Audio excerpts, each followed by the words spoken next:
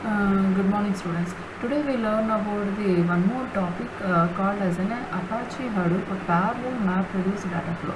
In the previous class, I explained you what is meant by a map reduce framework, how it has been a mapper can be taken, and how the reduce shifter can be taken, how it will be processed, what is the advantages of a mapping and reducing, how we can generate a new data value, that is about a data flow from the same input data without changing the input. So this is about the techniques we learned in the mapper and the reducing.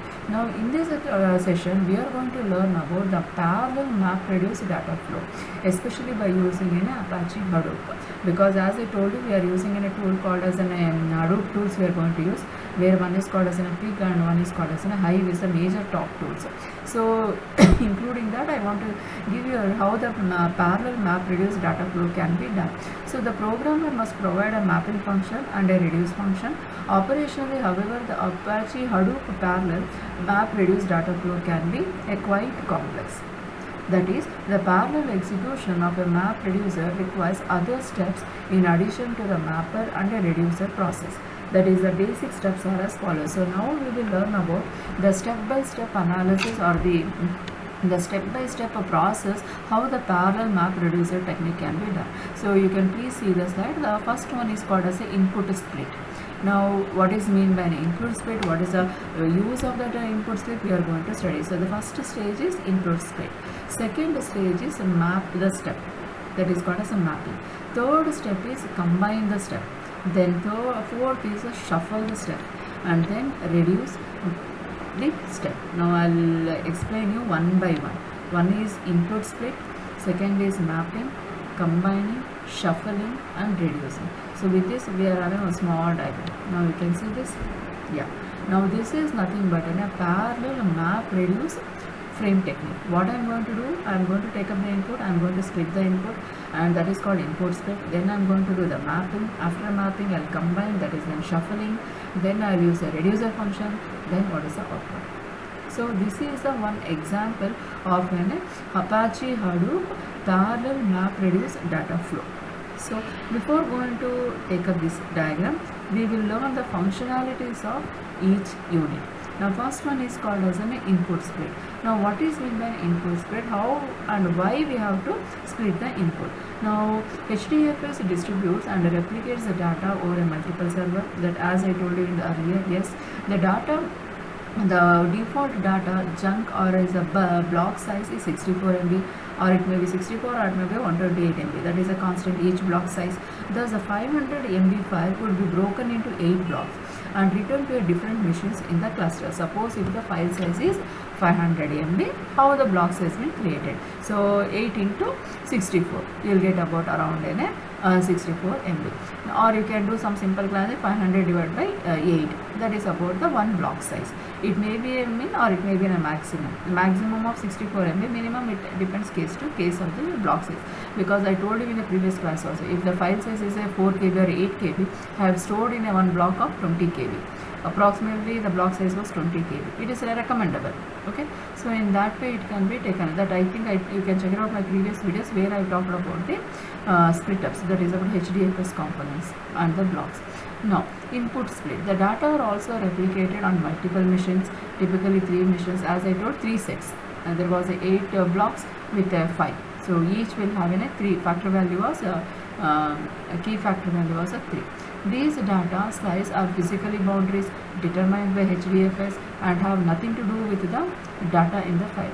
As while not considered a part of the map reduce process, the time required to load and distribute data throughout the HDFS server can be considered a part of the total processing unit. That is, the input split is used when a map reduce are a logical boundaries based on the input data. I think it is difficult to understand this. I'll show you in a diagram. Now you can see the input is here what, C spot run and run spot run and C the cat. Now what we can see here, there is a C, there is a spot, there is a run. 3 keywords are there. Similarly, there is a run, spot and there is a run. Third factor is C, the and cat. So totally there is a 3 into 3, 9 words are there, and it is a combo of a block. It may be a block of maximum of 64 MB. Clear? There are 3. Can you understand my input? Can you see the input? That is about the first unit. Now that input, that is I am going to categorize into 3 separate blocks. That is a factor 3. So totally there was a 9. I made it as a 3 as a one block. So it has called as a splitted. So I splitted a C spot run and run spot run and C the cat. Clear? So that is called as an input split. What is the input? Why we have splitted? What is the process?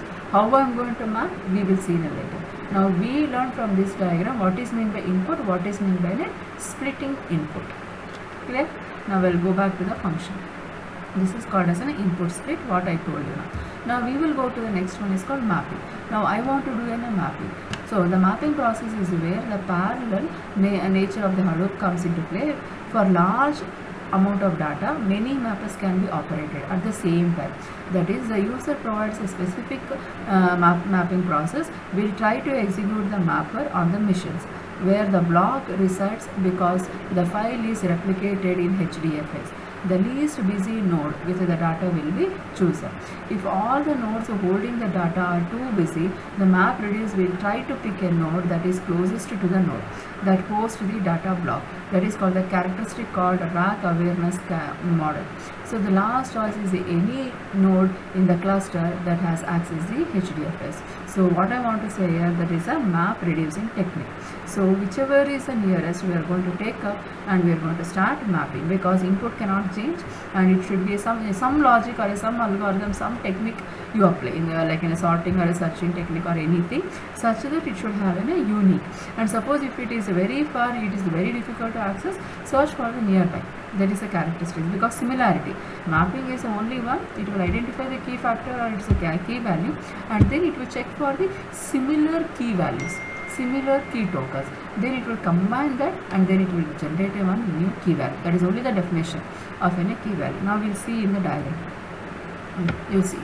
Now I have done an input split. After the input split, what happened? I have taken how many times it has been taken in that particular block.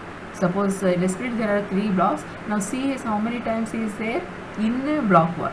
Spot is there, run is there. Similarly, second block, third block. So what I did, I made 1-to-1 case. The key value I have given initially count as 0 in the programming language. But here I am given a key has C has repeated. Yes, C has repeated 1 time. Spot has repeated 1 time. The run has repeated 1 time. So in that way, I initialized one value and I started counting. This is called as a simple algorithm or a simple technique or a mapping I have done for the each word. So this is called as a mapping. This is called as a combining. So this is called combining and about a map. Then we will go to the shuffle. Now what is meant by a shuffle? Combine is nothing but provide the optimization and a pre-reduction part. Shuffling. Before the parallel reduction stage can complete, all similar keys must be combined and counted by the same reducer process. So that is called as a similarity. Now you see the shuffle. Shuffling, what I do, there are 3 blocks with a key value. Now I am going to shuffle. How many C's are there? How many spots are there? How many runs are there? How many D is there? How many cat is there? Are you understanding? I am going to shuffle all the words and I am going to give an account. Whether I have picked it either priority wise, C is there, spot is there, then run is there, D is there, or order. Because HDFS always I told whatever the order, it stores in a sequential order, priority wise.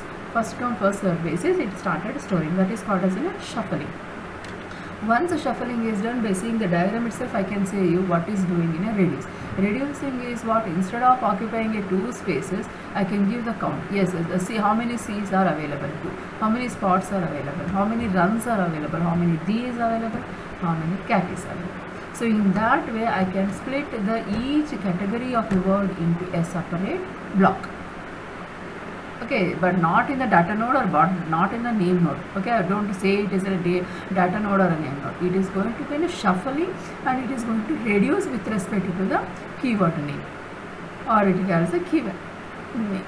Then it will goes to the output and it will display you how many cats are there, how many C's are there, how many runs. So this is called as a parallel map reduce data flow. Clear? So Reducing is done. The reduce step is also optional. The results are returned to HDFS. Each reducer will write an output. So that